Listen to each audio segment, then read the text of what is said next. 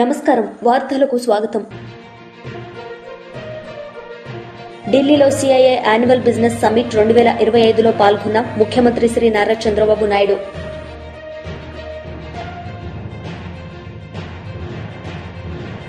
కేంద్ర మంత్రి కిషన్ రెడ్డి మీడియా సమావేశం నిర్వహించారు. ఈ సందర్భంగా ఆయన మాట్లాడారు. పలు అంశాలపై వివరణ.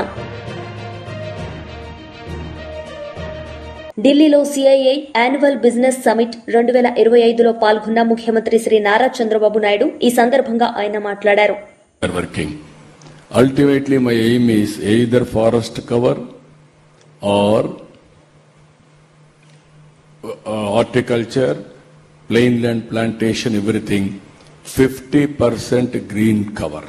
As on today 29%, I want to go for 50%.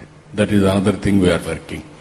So, this is where, while working for future, and also we have to protect sustainable economy, sustainable environment. That is where I am doing. I am confident we will do it. Fantastic. Thank you. Thank you very much, sir. Sanjeev Puri is also investing in your state heavily, and he should promise much more today to you. Or otherwise we won't leave him. Honorable Chief Minister, I think let me first say that what you said was extremely visionary, very clear, very simply put, very purposeful, and every line of what you said had a lot of substance in it, and you meant every word of what you said. We have always seen you as a man who is ahead of times, and the 90s was one example, but I can say it today. When we speak about, during this seminar, people have been speaking about ease of doing business, you're talking of speed of doing business. During this seminar, there was a talk about public-private partnerships, you're talking of P4. During this seminar, there was a talk about AI, but the first time Quantum Valley came in here. So you're truly ahead of your time. It's very inspiring. And I must also share with you that in the business circles, we don't refer to you as Honorable Chief Minister. We refer to you as the Honorable Chief Executive of Andhra Pradesh. You are right. That is also sometimes caused me damage. They have given me awards. CEO, Best CEO Award.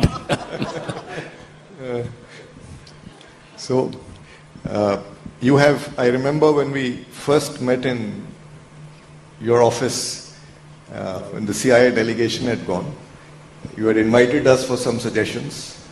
So like today, that day also, you asked all of us to do our homework for investment in the state. Today you started with that, you ended with that. That's truly a hallmark of great determination and CEO. And let me say to you, sir, that the next investment we make will be in Andhra Pradesh, and then you'll hear about it very soon. We're so encouraged by what you said. Thank you, sir. Thank you. Let me now take the liberties of raising some questions to you. So you spoke about a growth rate, which if I ask somebody outside this hall will say that's only a dream. Double digit, 22 years, very powerful statement. So how would you like to share some perspectives on what are the pillars or strategy for that? Second, sir, you spoke about Quantum Valley. So could you throw some light on what all you envisage there? There is also this little conflict today between jobs and AI. And India has, as you also mentioned, a very strong and young demography who needs a lot of jobs. So how do you see us as a nation resolving this conflict going forward? And the third area I wanted to also ask you about is that there is a lot of part of Andhra Pradesh that is in the rural areas. So how do you envisage the development in the rural areas? And CII has, one of the things CII has been suggesting is that with better connectivity across the country now, is it now time to, around cluster of villages, to be setting up integrated rural development hubs skilling, education, healthcare, career management. Because when people from the villages are coming to the town, maybe they stay there, the cost of getting training, accessibility becomes a problem. So this is one of the thoughts that we've been suggesting, but really like to hear your perspective on how do you see prosperity in rural Andhra Pradesh. Thank you, sir. Thank you, sir. Very interesting. One is, I will come last point, and then I will answer other points also. Andhra Pradesh still predominantly agriculture. If all of you can see, all states less than 20%, 15%, even 9, 7 like that. Even developed countries only 4%, 5% agriculture. Andhra Pradesh is 35% agriculture GSTP. This is a big. That is where I am changing the scenario for rural prosperity. One region totally horticulture. One region totally aquaculture. Food habits have been changed. Naturally, we have to change agricultural pattern also. Even added to this, agro-processing, in a big way we are starting. And with all these things, even if you see 20 years back, I started coffee, Araku coffee. Now it is a global brand. Now it is available all over the world. That is how we are promoting. That is not only that, employment generation, 175 constituencies, 175 industrial parks. కేంద్ర మంత్రి Kishan Reddy media సమావేశం నిర్వహించారు. ఈ సందర్భంగా ఆయన మాట్లాడారు. ఎవరికి తెలియకుండా జరిగినటువంటి సంఘటనలు కావు. ప్రతి క్షణము మీడియాలో జరిగినటువంటి దాడులు, ప్రతిదాడులు అన్నీ కూడా లైవ్లో ప్రపంచమంతా చూసిన విషయాన్ని మనం చేస్తా ఉన్నాం. ఆపరేషన్ సింధూరు ప్రారంభించినటువంటి మొదటి రోజే 23 నిమిషాల లోపల పాకిస్తాన్లో ఉన్నటువంటి 9 ఉగ్రవాద స్థావరాలు కావచ్చు, ఉగ్రవాదుల కేంద్రాలు కావచ్చు, ఏ రకంగా భారత సైన్యం ధ్వంసం చేసిందో, అనేక మంది ప్రముఖ ఉగ్రవాదులను హంతం చేసిందో మన సైన్యం మనకు కళ్ళకు కట్టినట్టు అన్ని విషయాలు చిత్రాల ద్వారా, వీడియోల ద్వారా యావత్ ప్రపంచానికి చూపించిన విషయాన్ని ఈ సందర్భంగా మనం చేస్తున్నాను. ఇది భారత సైన్యం చెప్పినటువంటి అంశాలే కాదు, పాకిస్తాన్ స్వయంగా పాకిస్తాన్ ప్రధానమంత్రితో సహా అనేక వీడియోల ద్వారా స్పష్టంగా ప్రపంచానికి తెలిసింది. మనం ఇజ్రాయెల్ చేసినటువంటి దాడులన్నిటిని కూడా సీసీ ఫుటేజీలతో సహా భారత సైనికులు ప్రపంచం ముందు పెట్టడం జరిగింది. చివరకు పాకిస్తాన్ ప్రధానమంత్రి చెప్పాడు, మేమే దాడి చేయాలనుకున్నాము, కానీ రాత్రికి రాత్రి 9వ తేదీ భారతీయ తిరిగి మిజైల్స్తో పాకిస్తాన్ మీద దాడి చేసింది. ఆ కారణంగా మా సైనికులంతా డిమారలైజ్ అయ్యారు, మేము తిరిగి దాడి చేయలేకపోయామని పాకిస్తాన్ ప్రధానమంత్రి స్వయంగా ప్రకటించినటువంటి వీడియోలను ప్రపంచమంతా చూసింది. ఈరోజు దురదృష్టం ఏంటంటే ఈ దేశంలో ఉన్నటువంటి ప్రతిపక్ష నాయకుడు లేక నిన్న తెలంగాణ ముఖ్యమంత్రి రేవంత్ రెడ్డి ఒక వితండవాదం,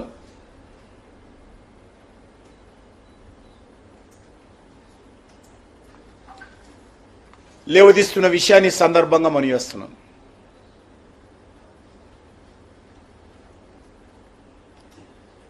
రాహుల్ గాంధీ అలా బావగారు రాబర్ట్ వాద్రా లేక రేవంత్ రెడ్డి ఈ ముగ్గురు రాళ్ళు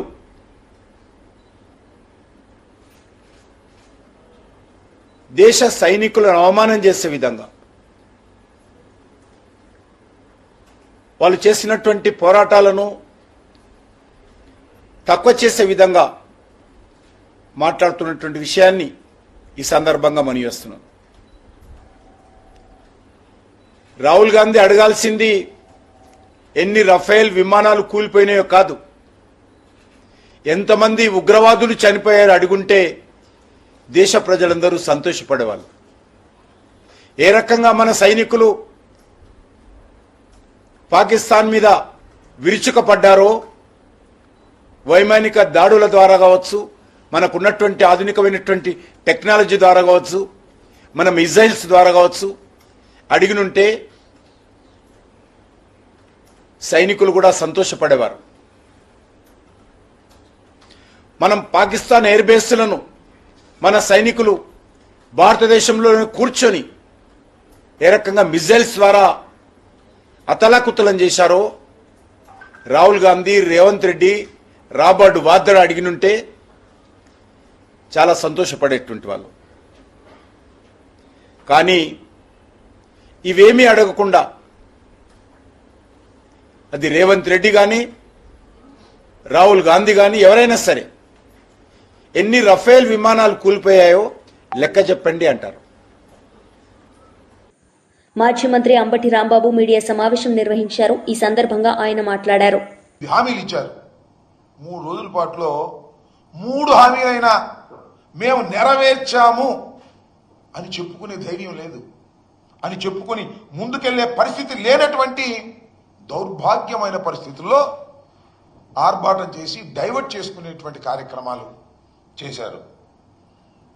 తెలంగాణ నుంచి, అక్కడి నుంచి, ఇక్కడి నుంచి కొంతమంది కేతుగాళ్లను, కొంతమంది హాస్యనటుల్ని తీసుకొచ్చి స్కిట్లేసి డైవర్ట్ చేసేటటువంటి పరిస్థితి తెచ్చారు తప్ప సూటిగా ప్రజలకు ఈ సంవత్సరం పాటు మేము ఇది చేశాము అని చెప్పుకున్నటువంటి సందర్భమే 3 రోజులు ఎక్కడ కనిపించవా.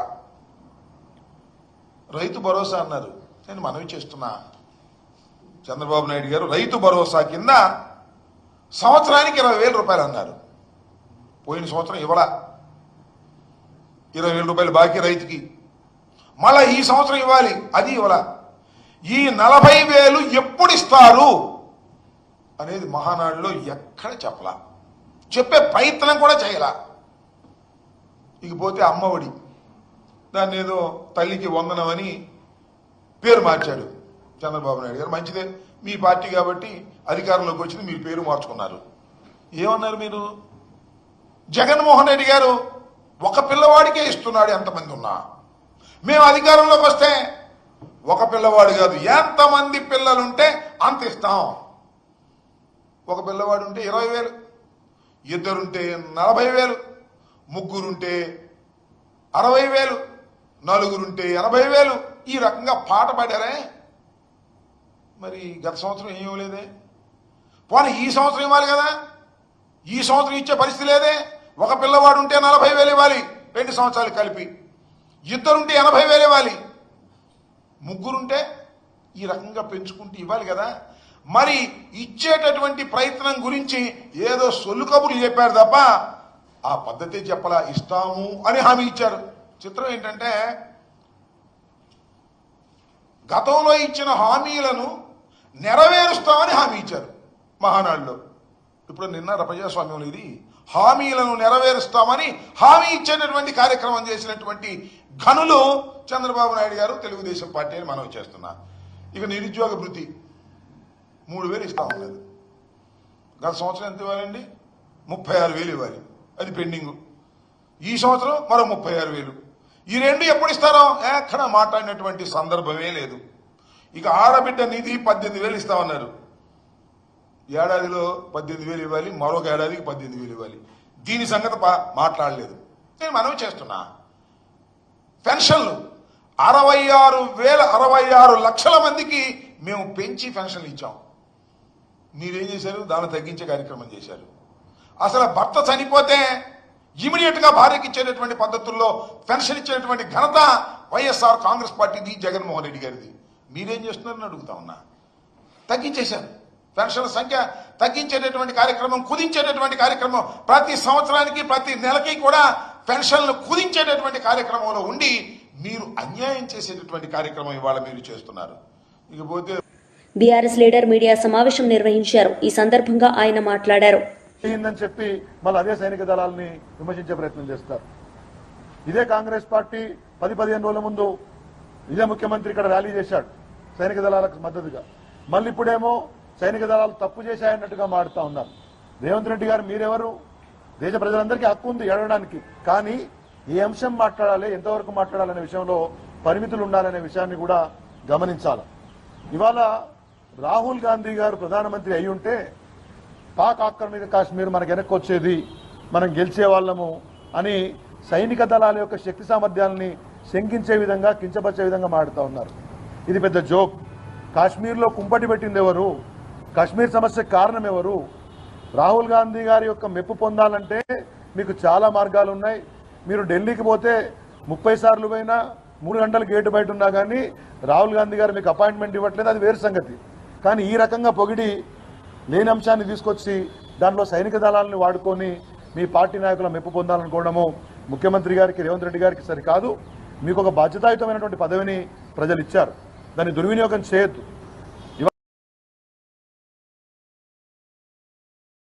ఎక్కడికో పోయింది. రాహుల్ గాంధీ ప్రధానమంత్రి కావాలన్నా, మోడీ గొప్పగా పనిచేసిండా, ఇదా మనకు కావాల్సింది? ఇవాళ దేశం ఇటువంటి పరిస్థితిని ఎదుర్కొన్నప్పుడు సైనిక దళాల యొక్క సామర్థ్యాన్ని మనం వాళ్ళ యొక్క త్యాగాలను గుర్తు చేసుకుంటూ, వాళ్ళు చేసినటువంటి పనిని మెచ్చుకుంటూ, దేశం ఒక్కటిగా ఉన్న సందర్భంలో కాంగ్రెస్, బీజేపీ దుర్మార్గమైనటువంటి రాజకీయాలు చేయడం, ఆ రాజకీయాల్లో సైనిక దళాలను వాడటం అనేది, వారి పేరును గుంచడం అనేది సరైన పద్ధతి కాదు అనే విషయాన్ని కూడా వాళ్లకు నేను గుర్తు చేస్తూ, దేశ భద్రత, సైనిక దళాల అంశం చాలా సున్నిత అంశం. మాట్లాడేటప్పుడు బాధ్యతగా ఉండాలి. ఇటువంటి స్టేట్మెంట్స్ అయితే ముఖ్యమంత్రి గారు ఇస్తున్నారో, ఇలా కాంగ్రెస్ పార్టీ ఎటువంటి నాయకులను తయారు చేసి దేశం మీద గోలుతుందో, ఎటువంటి బాధ్యతారహితంగా ఉంటుందో మరి వాళ్ళ ప్రజలు గమనించాలని కోరుతూ, ఇటువంటి యొక్క వ్యాఖ్యలు భవిష్యత్తులో పునరావృతం కాకుండా కాంగ్రెస్ నాయకత్వం చూసుకోవాలి. వైసీపీ లీడర్ మీడియా సమావేశం నిర్వహించారు. ఈ సందర్భంగా ఆయన మాట్లాడారు. సంబంధించిన పిల్లల ఉదాహరణకు జూనియర్ ఎన్టీఆర్ గారు అని ఇప్పుడు సతమతం అవుతున్న కాలం.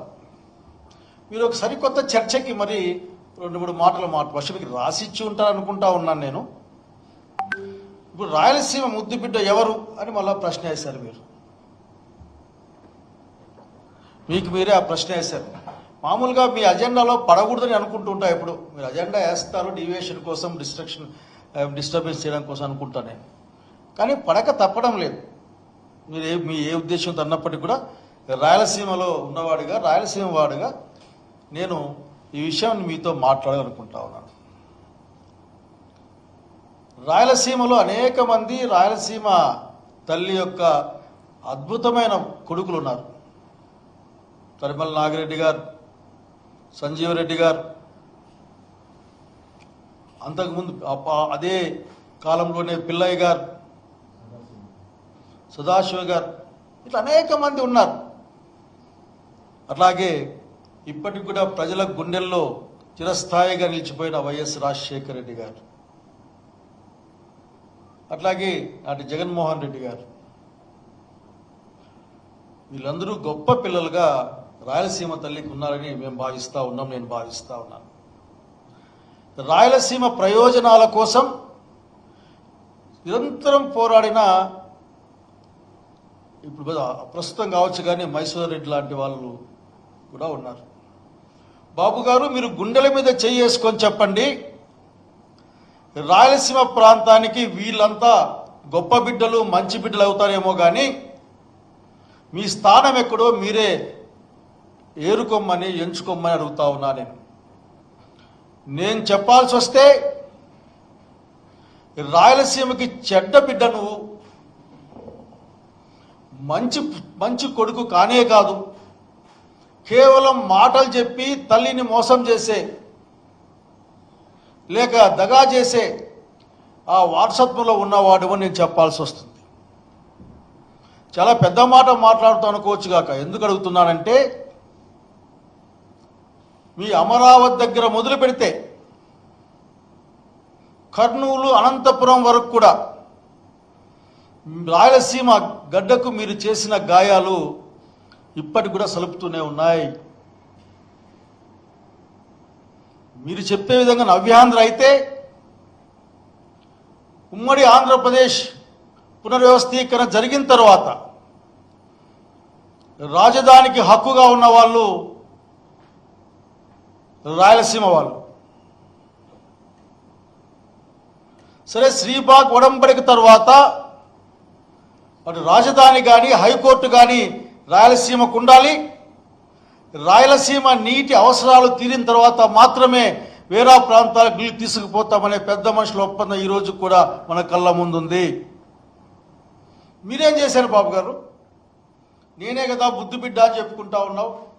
ఇంకోటి గుర్తుకొస్తా ఉంది నాకు, మీ మహానాడులో అదేదో ఆర్టిఫిషియల్ ఇంటెలిజెన్స్ ద్వారా రామారావు గారిని, సీనియర్ రామారావు గారిని బొమ్మ చూపించి ఆయనతో చెప్పించారు. మీరు చాలా గొప్ప వాళ్ళని, చాలా చాలా గొప్ప వాళ్ళని, మీ వారసత్వం చాలా చాలా చాలా ఘనమైందని. తన కుమారులంతా ఆ మాట అన్నలేదు, తన కుమారులు తక్కువ మాట్లాడుతున్నాడు బొబ్బషా ఆర్టిఫిషియల్ రామారావు గారు, ఆ ఇంటెలిజెన్స్ రామారావు గారు. నిజంగా రామారావు గారు ఆ వేదిక మీద నుంచి మాట్లాడింటే ఏం మాట్లాడేవాడో మీకు గుర్తు రాలేం లేదా? గుండెల మీద చేసుకొని చెప్పండి. అక్కడే ఉండి ఉంటే అల్లుడని చేరదీస్తే నన్ను ద్రోహం చేశాడు, ప్రజలే దేవులు అనుకునే నన్ను, నా పార్టీని స్వాధీనం చేసుకున్నాడు దొడ్డి మార్గాన అని అనేక అన్ని లైఫ్లో తిరుగుతున్నాయి వాకి రోజున సోషల్ మీడియాలో. రామారావు గారు ఏం మాట్లాడు, అది కదా చెప్పాల్సింది. ఇలా చెప్పలే మీరు. రామారావు బొమ్మకు దండేశారు, మళ్ళీ పూలు చల్లారు, వెళ్ళిపోయారు. మళ్ళీ రామారావు ఊసే దాంట్లో ఏంది లేదు. అదొక ఆశ్చర్యం, ఒక పారాడాక్స్. అది బహుశా అట్లా మాట్లాడే అలవాటు మీకుంది కాబట్టి నేను రాయలసీమ ముద్దు బిడ్డని చెప్పుకునే ప్రయత్నం చేస్తూ ఉన్నారు. జగన్మోహన్ రెడ్డి గారు ఇచ్చిన పథకం, జగన్మోహన్ రెడ్డి గారు అలాట్ చేసిన ముందుగా ముఖ్యాంశాలు. ఢిల్లీలో సిఐఏ యాన్యువల్ బిజినెస్ సమ్మిట్ 2025లో పాల్గొన్న ముఖ్యమంత్రి శ్రీ నారా చంద్రబాబు నాయుడు.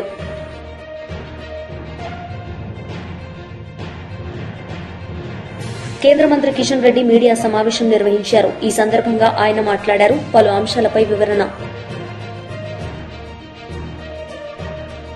వార్తలు ముగించే ముందు ముఖ్యాంశాలు మరోసారి.